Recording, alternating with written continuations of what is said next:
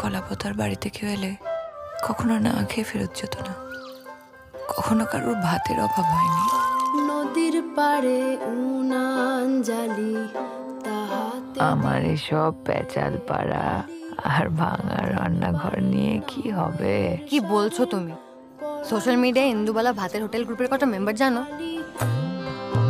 ঠাম্মি, তোমাদের গ্রামের আরেকটা গল্প বলো না। কলাপতার মায়া ইন্দুওয়ালা এখন কলকাতায় ভাষা কেমন করে শিক্ষা গেল? এখন কি ইচ্ছা মাসের এই চিংড়ি কষ নাকি? হায় রে হায়। ধিকি ধিকি তারার দাফন।